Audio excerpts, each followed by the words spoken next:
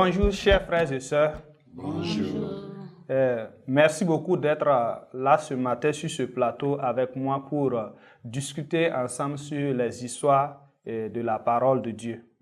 Bonjour à vous qui nous écoutent aussi depuis vos maisons. Que le Seigneur vous bénisse. Aujourd'hui, nous voudrons raconter une histoire avec vous. Mais d'abord, mon nom c'est Bassolé Romain. Je suis au Burkina Faso. Le titre de mon histoire, c'est Élie et les faux prophètes. Après la mort du roi Salomon, toute la nation d'Israël est divisée en deux grands royaumes ennemis. Le roi suit l'exemple du roi Salomon. Il adore les faux dieux de la région et il ignore l'accord sacré qui est entre Dieu et son peuple. L'un de ces rois était Akab. Akab épouse une femme étrangère. Il construit des statues et il permet même que les envoyés de Dieu soient tués. Il y avait un envoyé de Dieu nommé Élie. Élie refuse d'adorer les faux dieux. Au cours d'une grande terrible sécheresse de 3 ans et demi, Élie affronte le roi Akab, il le défie. Il dit, « Appelle tous les Israélites sur la montagne, ainsi que les faux prophètes. Nous verrons qui est le vrai Dieu. » Le roi accepte. Il convoque tous les Israélites et tous les faux prophètes. Élie dit aux Israélites, « Pendant combien de temps vous allez toujours hésiter entre Yahweh Dieu et le faux Dieu Baal? Si Yahweh Dieu est Dieu, suivez-le. Et si le faux Dieu Baal est Dieu, suivez-le. » Ensuite, Élie dit au peuple, « Apportez 2 taureaux, que les faux prophètes choisissent un et qu'ils préparent sur l'autel de leur Dieu. Il peut découper la viande en morceaux, mais vous n'allez pas mettre du feu.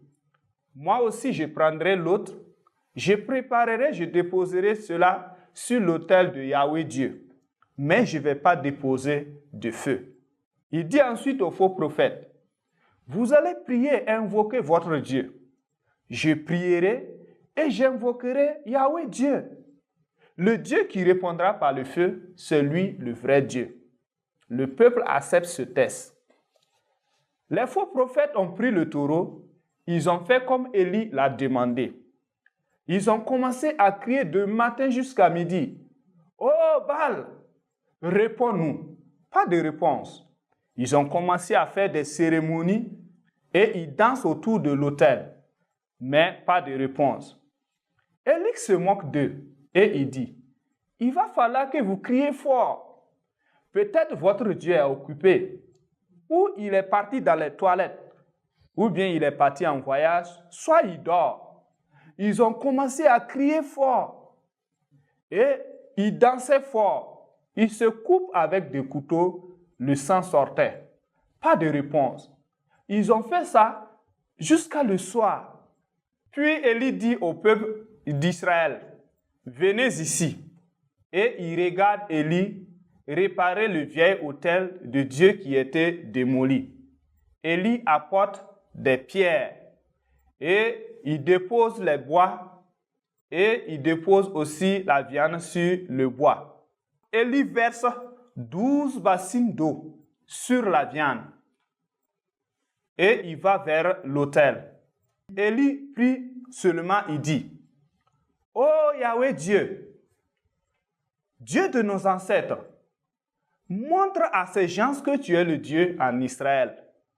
Oh Dieu, réponds-moi pour que ces gens sachent que tu es Dieu. » Immédiatement, le feu de Dieu est quitté du ciel et tombé sur la viande. Et il a consumé toute la viande, les bois, les pierres, aussi l'eau. Quand le peuple a vu cela, ils sont tombés à terre avec respect. Et il dit, « C'est Yahweh qui est Dieu. C'est Yahweh qui est Dieu. » Ensuite, Élie dit au peuple, « Arrêtez tous les faux prophètes. Ne laissez pas échapper un. » Ils ont été tous tués. Ensuite, Dieu envoie la pluie sur Israël pour mettre fin à la terrible sécheresse. Voici mon histoire tirer de la parole de Dieu. Ok, merci de nous avoir écoutés jusqu'à ici. Et j'espère que vous avez aimé l'histoire. Oui. Alors maintenant, nous allons ensemble méditer cette histoire pour le mettre dans notre cœur. Donc pour le faire, nous allons poser quelques questions.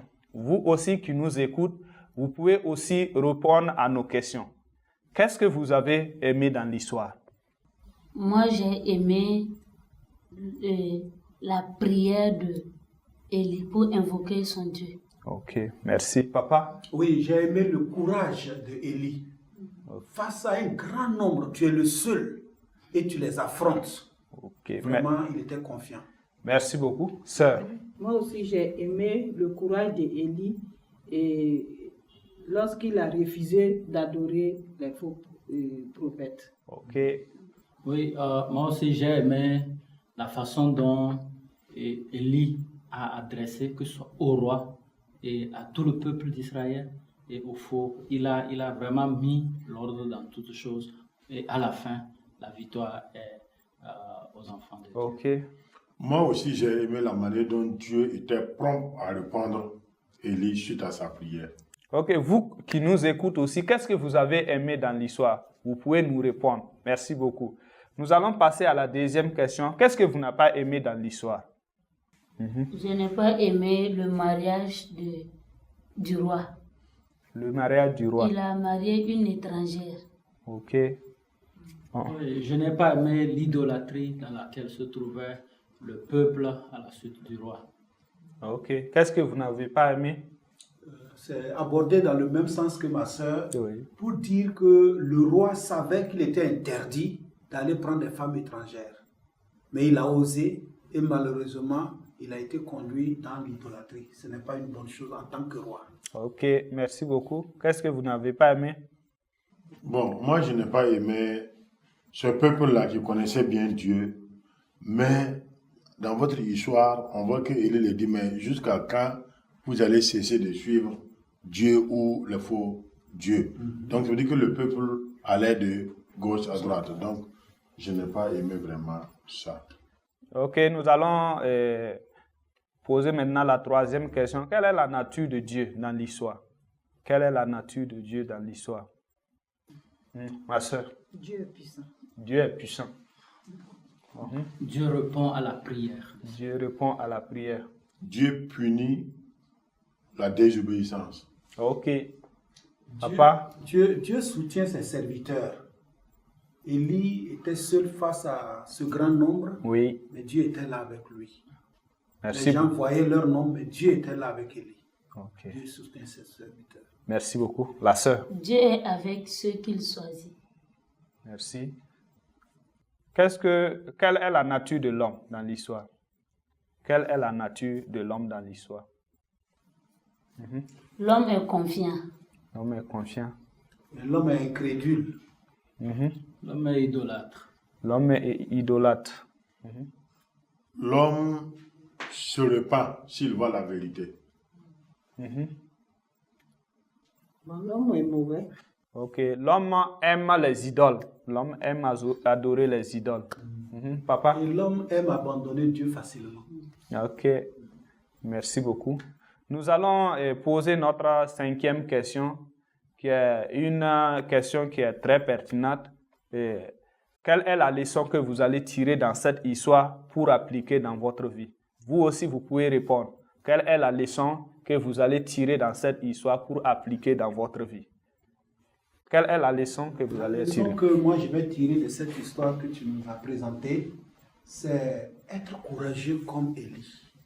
Merci. Je vais demander que Dieu vraiment m'aide à être un homme courageux, un serviteur de Dieu courageux. Ok, ma soeur. Je ferai attention aux avertissements. Merci. Toi, sœur. La leçon que je vais appliquer à ma vie, c'est de haïr l'idolâtrie. Ok. Nous devons haïr l'idolâtrie. Et la leçon que je tire, c'est que dans chaque chose, je ne vais pas me précipiter. Nous avons vu que Élie n'a pas précipité seulement pour faire le sacrifice, mais d'abord, il a restauré l'autel en apportant des pierres. C'est très important.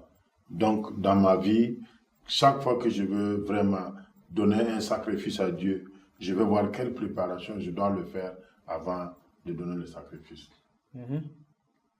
La leçon que moi je tire, c'est de dire la vérité aux gens. Parce que Élie, il a dit la vérité au peuple.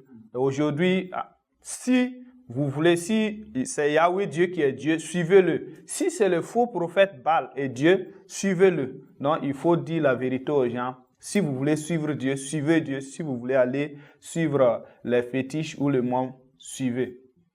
Merci beaucoup. Est-ce que vous avez d'autres réponses? Et la leçon aussi que moi je tire, je vais prendre le courage d'Élie, toujours prêt à suivre Dieu. Ok. Bon, la leçon encore que je tire, je dois être prêt à soutenir la vérité et à le manifester publiquement sans gêne, pour ne pas faire le compromis. Nous avons vu que quand les prophètes de Baal ont fait leur sacrifice, quand Élie a fait, tout le peuple était présent. Mais quand Dieu a répondu Élie, tout le peuple, devant tout le monde, s'est prosterné pour dire c'est Yahweh Dieu qui est Dieu. Ça veut dire ils ont dit ça ouvertement devant même les faux prophètes. Donc, c'est une leçon pour me dire que si je vois que c'est la vérité, je ne dois même pas faire semblant. Je dois être clair et devant tout le monde appuyer cette vérité-là. Ok, nous allons... Une autre leçon que je vois, c'est la manière dont Élie a prié. Je vais demander que Dieu m'aide à prier de façon ne pas être très longue, parce que je vois ici, Élie n'a pas trop pris du temps, mais voilà, Dieu l'a exaucé. Donc c'est ma relation avec Dieu qui est égale à la réponse de Dieu et non aux longues prières. Ok, merci beaucoup. Nous allons poser notre 6e question. Comment nous allons faire pour ne pas oublier l'histoire? Pour ne pas oublier l'histoire, la voie d'or, c'est de raconter cette histoire à plusieurs personnes. Ça veut dire raconter, raconter et raconter encore. Ok, merci beaucoup. C'est raconter, raconter et raconter. Vous aussi qui nous écoutez, vous pouvez aussi raconter cette histoire à beaucoup de personnes que vous allez croiser devant nous. Merci beaucoup. À qui maintenant vous allez raconter l'histoire, papa? Oui, je vais raconter cette histoire à un voisin. Il aime vraiment les fétiches. Et je crois que cette histoire va lui faire du bien. Ok, ma soeur. Moi, j'ai une association de femmes. Je vais leur raconter cette histoire. Ok. Moi, je vais raconter l'histoire là, à un monsieur nommé Issouf. Frère. Bon, je suis en train de penser à quelqu'un. Il s'appelle Naré Isidore. C'est un infirmier. Dès que j'ai le temps, ce week-end, je vais lui raconter cette histoire. Ok. Ok, je vais raconter cette histoire à des personnes à qui je donne souvent des enseignements bibliques. Donc, je vais utiliser vraiment cette histoire et je trouve que ça va corriger le fait que des fois, parmi eux, il y a des gens qui pensent qu'il faut encore faire l'idolâtrie. Ok, ma Je vais soeur. raconter cette histoire au chef du village. Ok. Merci beaucoup, frères et sœurs. Merci, c'est la fin de notre émission. Nous vous disons merci, merci vous qui nous avez écoutés depuis. Merci et que le Seigneur vous bénisse. À la prochaine. Merci.